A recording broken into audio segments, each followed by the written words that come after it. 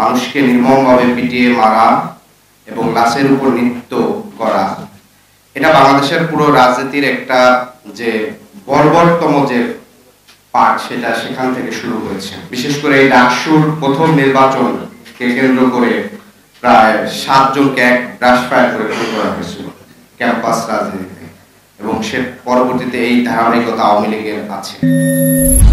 লগি বইটার লাস্ট তন্ত্র থেকে আওয়ামী ফ্যাসিবাদ শুরু, এই দুইটাকে আমি একটু আলাদা আলাদা বলতে চাই। সেক্ষেত্রে লগি বৈঠার মাধ্যমে বাংলাদেশে প্রকাশ্যে মানুষকে নির্মমভাবে পিটিয়ে মারা এবং লাশের উপর নৃত্য করা, এটা বাংলাদেশের পুরো রাজনীতির একটা যে বর্বরতম যে পার্ট, সেটা সেখান থেকে শুরু হয়েছে। তার পূর্বে আমরা দেখেছি নানাভাবে, বিশেষ করে এই ডাকসুর প্রথম নির্বাচনকে কেন্দ্র করে প্রায় 7 জনকে এক ব্রাশ ফায়ার করে খুন করা হয়েছিল ক্যাম্পাস রাজনীতিতে, এবং সে পরবর্তীতে এই ধারাবাহিকতা আওয়ামী লীগের আছে। আমি দ্বিতীয় যে বিষয়টা বলবো সেটি হচ্ছে যে ফ্যাসিবাদের শুরুটা আসলে আরো কিছুক্ষণ পরে, কারণ আমরা দেখব যে 28 অক্টোবর সর্বশেষ, তখন বিএনপি জামাতের সর্বশেষ যে সরকার ছিল তার শেষ দিন ছিল। সেই দিন দুটি রাজনৈতিক দলের কর্মসূচি ছিল এবং বলা চলে যে ওই সরকারের সর্বশেষ দিন, এবং পাশাপাশি কর্মসূচি থাকা এবং পুলিশ, আমি দেখেছি যে পুলিশের সেখানে ভূমিকা নিয়েও পরবর্তীতে জামাতের বক্তব্য আছে, এবং সেখানে এই মর্মান্তিক ঘটনা ঘটে। এই দৃশ্যগুলো আসলে যে পরিবারের যাদের উপরে ঘটে তারা আসলে দৃশ্যগুলা, তার ফ্যামিলিগুলা ভুলতে পারে না। আমার সাথে কিছু আমি এই রিলেট করতে পারি, কারণ 2019 সালে ডাকসুর ভবনে তখন ভিপি নুরুল হক নুরভাই সহ আমাদের উপর যে হামলাটা হয়েছিল, আমাদের ভিতরে লাইট ফ্যান বন্ধ করে মারলেও আমাকে মারতে মারতে বাহিরের মধুর কেন্দ্রের সামনে খুব নির্মমভাবে মেরেছিল। এবং এই ভিডিওটা হচ্ছে মানে মার সাথে আমার যখনই দেখা হয় তিনি এই জিনিসটা আর কি হচ্ছে ভুলতে পারেন না এখন। ফলে ওই সময় মানে সন্তানকে মেরে ফেলছে, এইটা এই দৃশ্যগুলা বাবা মা বা ফুল পরিবার তার আত্মীয় স্বজন তারা যদি দেখেন তখন এটা আসলে কোনোভাবেই মানে এটা অমানবিক ট্রমার মধ্যে, মানে এই ট্রমাটা ওই পরিবার সহ তার আত্মীয় স্বজন সবাইকে বহন করতে হয়। দ্বিতীয় যে পার্টি হচ্ছে আওয়ামী ফ্যাসিবাদের শুরু। আওয়ামী ফ্যাসিবাদের শুরুর ক্ষেত্রে এখানে গুরুত্বপূর্ণ অনেকগুলো বিষয় আছে। এরপরে তত্ত্বাবধায়ক সরকার হলো, তত্ত্বাবধায়ক সরকার যখন হয় তখন -2 ফর্মুলার একটা তৎপরতা শুরু হয়, এবং সেই তৎপরতায় তখনও আসলে পরবর্তীতে ক্ষমতায় আওয়ামী লীগ আসবে কিনা এই ধরনের কিন্তু কোনো ধরনের আলাপ কিংবা হচ্ছে কোনো ধরনের রাজনৈতিক সমীকরণ তখনও শুরু হয়নি। এর অনেকগুলো কারণ হচ্ছে, কারণ আপনি জানেন -2 ফর্মুলার মাধ্যমে এখানে দুটি দলেরই প্রধানকে সরানোর একটা আলাপ আলোচনা হয়েছিল।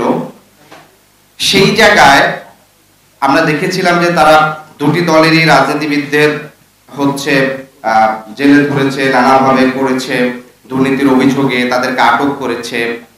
তার পূর্বের ক্যাবিনেটে জামাতের 2 জন মন্ত্রী ছিলেন, তাদের কোনো ধরনের দুর্নীতি পায়নি কিংবা তাদেরকে আটক করেনি। ফলশ্রুতিতে সেই সময়টা এই যে -2 ফর্মুলার সময় জামাত -2 ফর্মুলার বিরোধিতা করছে কিনা এই ধরনের আমরা কোনো নজির দেখি না বা নেই। এটা মাসুদ ভাই আর একটু ভালো করে বলতে পারবেন। ওই সময় ওবায়দুল কাদেরের তিনি জেলে যখন ছিলেন তার একটা বইয়ের আমার একটা তথ্য মনে আছে, তথ্যটা সেটা হচ্ছে যে উনি যখন জেলে ছিলেন তখন ওনার বইতে উনি লিখছিলেন যে এই জেলেই মনে হয় তার জীবন শেষ হয়ে যাবে। উনি কিন্তু আওয়ামী লীগের তখন যুগ্ম সাধারণ সম্পাদক ছিলেন। তাহলে জেলে বসে উনি যদি ওনার পরবর্তী জীবন শেষ হয়ে যাওয়ার আশঙ্কা করেন, তারপরে তো আমরা দেখলাম যে আগে নির্বাচনের মধ্যে আওয়ামী লীগ ক্ষমতায় আসে, তার মানে -2 ফর্মুলা যতদিন পর্যন্ত এখানে তৎপর ছিল ততক্ষণ পর্যন্ত পরবর্তীতে যে আওয়ামী লীগকে নিরঙ্কুশ একচ্ছত্রভাবে ক্ষমতায় আনার যে প্ল্যান সেটা তখন পর্যন্ত আসলে শুরু হয়নি। তাহলে আমরা দেখি আওয়ামী ফ্যাসিবাদের শুরু হওয়াটা একেবারে সম্পূর্ণভাবে সেটা হচ্ছে 1/11 এর শেষের দিকে, অর্থাৎ 2008 সালের প্রথম দিকে কিংবা হচ্ছে সেই জায়গা থেকে। এখানে একটা গুরুত্বপূর্ণ, তার পূর্বে আমাদের এখানকার সেনাপ্রধান ভারতে গিয়েছেন এবং তৎকালীন যে বিরোধী রাজনৈতিক দলগুলো আছে, বিশেষ করে বিএনপি, জামাত এবং অন্যান্য দলগুলো, তারা সেই নির্বাচনে অংশগ্রহণ করছেন এবং এই নির্বাচনটা ফুললি প্ল্যান হয়েছিল। আমার নিজের একটা উদাহরণ আছে। এখন বর্তমান পররাষ্ট্র উপদেষ্টা তৌহিদ হোসেন, তিনি ওই সময় পররাষ্ট্র সচিবের দায়িত্বে ছিলেন। তার একটা ইন্টারভিউ করেছিলাম, তিনি বলেছিলেন ওই 8-এর নির্বাচনে বিরোধী রাজনৈতিক দলগুলোর নেতাদেরকে দৌড়ের উপরে রাখা হতো, অর্থাৎ নির্বাচন করতে দিতে হতো না। ফলে এই যে এক একটা নির্বাচনের মাধ্যমে মূলত 8-এর নির্বাচনকে কেন্দ্র করেই আওয়ামী ফ্যাসিবাদের মাস্টার প্ল্যান, দীর্ঘ ফ্যাসিবাদের যে যাত্রা শুরু হয়েছে।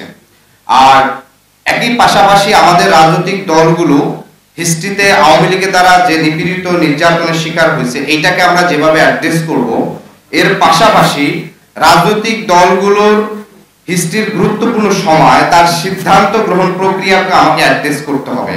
কারণ 8-এর নির্বাচনে যদি বিএনপি, জামাত যদি নাই, মানে তারা যদি টোটালি না জানতে পারে যে একটা প্ল্যান নির্বাচন হয়েছে এবং সেই নির্বাচনে অংশগ্রহণ করে নির্বাচনকে বৈধতা দেওয়া, এই ভুলটাও এই রাজনৈতিক দল বা অন্যান্য যারা ছিল তাদেরকে সেই জায়গাটা অ্যাড্রেস করাটা দরকার।